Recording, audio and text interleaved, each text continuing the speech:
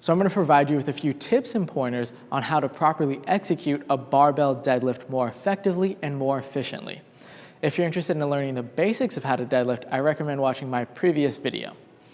So from the deadlift, what I want to talk about is I'm going to go from the floor up and explain what you want to do to execute a deadlift efficiently.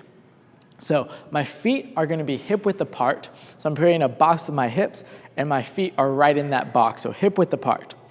Next, what I want to think about is my hip hinge position. So when I'm deadlifting, my hips want to be lower than my shoulder blades because that way I can more effectively recruit my hamstrings and my glutes.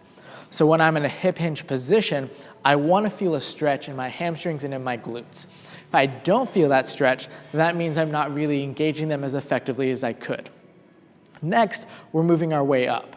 So my hips to my shoulders, I want my back to be flat. So I want to retract my shoulder blades and make sure my erectors are as flat as possible. So pulling my rhomboids and my lats back to keep my back flat will really help you keep your back flat when you're deadlifting. Next, hand placement. So hands, I recommend starting off with a double overhand grip until your deadlift grip starts to fail. Then you can either introduce alternating grip, which is hands switched between sets, or you can use weightlifting straps, you use both for different reasons. From here, I want to make sure to give you a few cues on how to execute your deadlift from the bottom of the movement all the way up. So from here, when I'm deadlifting, I want to make sure I lead the movement with my shoulders and my back. So I want to stand up tall by leading my back up to the ceiling. So when I'm deadlifting, I get down in position, I hold here, and I lift through my shoulders and stand up tall. I don't want to use my legs to drive because if I do, my hips will pop up and my back will end up being flat and all of that weight will be on my lower back rather than using my hamstrings and my glutes as effectively as I could.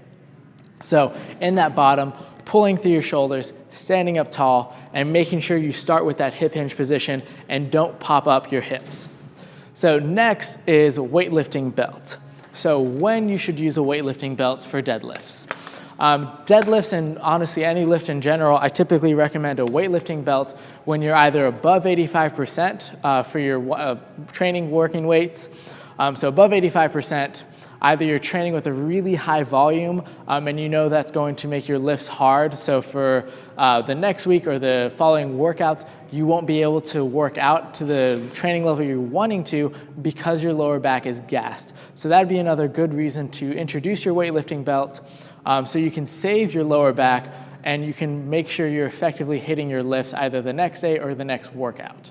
Recapping execution for the barbell deadlift, make sure your feet are hip width apart with the barbell directly above your shoelaces. Your hand placement should be outside of your knees with either a double overhand or alternating grip.